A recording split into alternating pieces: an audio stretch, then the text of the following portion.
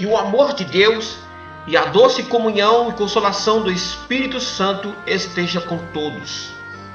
No Evangelho segundo escreveu São Mateus, no capítulo 23, se registra o seguinte fato: Jesus entrou no templo com seus discípulos e uma grande multidão e dizia: os escribas e os fariseus procuravam sentar-se na cadeira de Moisés, procurando honras e glórias, mas não andam em conformidade com suas obras, pois ensinam e não fazem.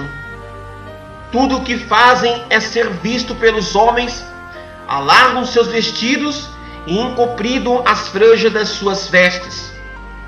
Ai dos escribas e os fariseus, hipócritas! Fechai o reino dos céus aos homens, vós mesmos não entrais, e nem deixais entrar aos que estão entrando. Jesus censura os escribas e também os fariseus, porque bem conhecia a lei da preservação da ordem divina. Tudo que é consagrado permanecerá sempre sagrado. O templo, que é o lugar de adoração e também o lugar de santidade, e onde há santidade e a reverência por Deus, pois habita Deus em seu altar. Jesus estava presenciando homens que deveriam ser ungidos para preservar e cumprir a hierarquia do lugar santo dos santos, onde o templo de Salomão foi construído para este propósito.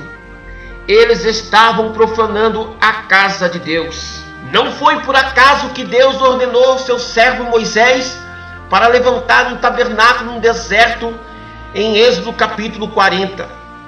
E não podia ninguém entrar na tenda da congregação, porque a nuvem permanecia sobre ela e a glória do Senhor enchia o tabernáculo. Também se registra na história dos grandes reis, em 1 Crônicas, no capítulo 29, quando Davi queria edificar uma casa para Deus em Jerusalém, mas o Senhor não o permitiu.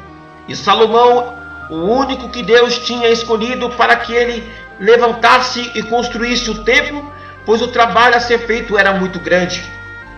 Porque não se trata da construção de um palácio para o rei coabitar, mas de um templo para Deus, o Senhor.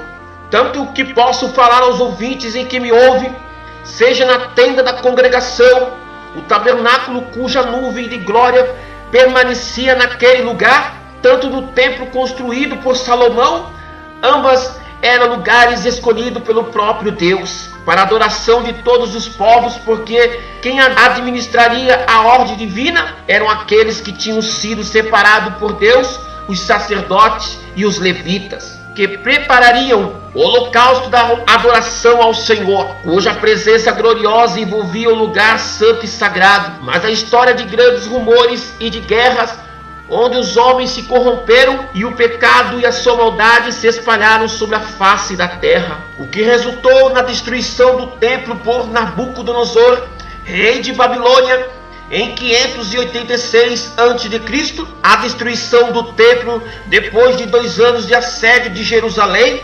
culminou no exílio dos judeus em Babilônia. A razão da destruição, segundo os profetas, era motivada pela falta de fidelidade do povo. Os judeus voltaram da Babilônia e puderam construir o seu templo. Essa primeira construção terminou em 515 a.C. e ele foi reformado por Judas Macabeu em 164 a.C.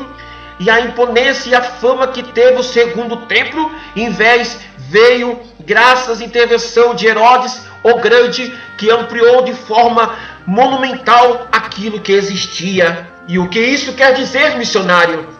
Isso quer dizer que o templo do Senhor foi construído para a santificação.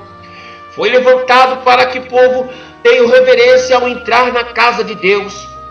Pois na Bíblia está escrito: tira a sandália de seus pés, porque o lugar que tu pisas é santo. A casa de Deus foi levantada para homens de corações humildes e quebrantados, para que possam receber a glória de Deus em sua vida. Assim como a nuvem que não se ausentava da tenda da congregação nos dias de Moisés, assim a presença do Deus Todo-Poderoso não está ausente agora. Jesus repreendeu os escribas e os fariseus porque estavam profanando a casa de Deus, pois não mais se apresentava o verdadeiro sacrifício de adoração. Não mais havia temor em seus corações, e mandavam matar todos aqueles que desafiassem, assim como fizeram com o próprio Jesus. 2 dias e meio se passaram, mas ao amanhecer do 3º dia, foi comprovado pelas mulheres que estiveram no túmulo para perfumarem o corpo de Jesus, segundo os costumes dos judeus, e elas não encontraram mais ali. Onde foi parar o corpo de Jesus? Aí elas olharam de lado e viram 2 varões que estavam ali e lhe disseram: mulheres, por que procurais os vivos entre os mortos? Ele não está mais aqui. Aleluia.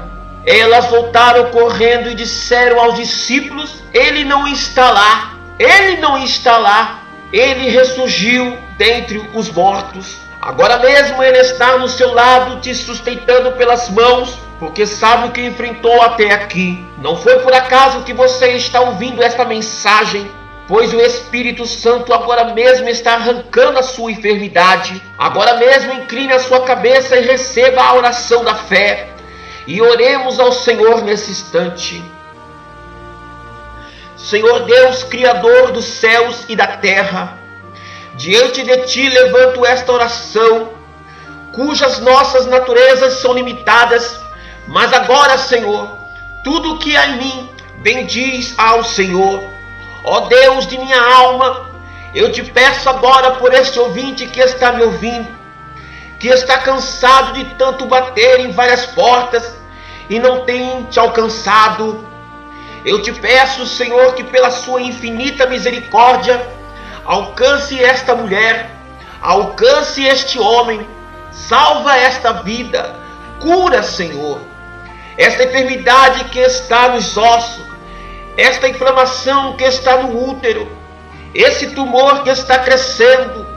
Agora, Senhor, estou vendo pela fé a tua mão tirando o tumor, regulando os vasos sanguíneos, restaurando os ossos do corpo e fechando as feridas e salvando esta alma. E para a sua glória, estes milagres, e para que o teu nome seja glorificado e conhecido em todas as nações, em nome de Jesus, que o amor de Deus Pai e a graça do nosso Senhor e Salvador Jesus Cristo e a consolação do Espírito Santo permaneçam em nossos corações, hoje e sempre, graças a Deus. Amém.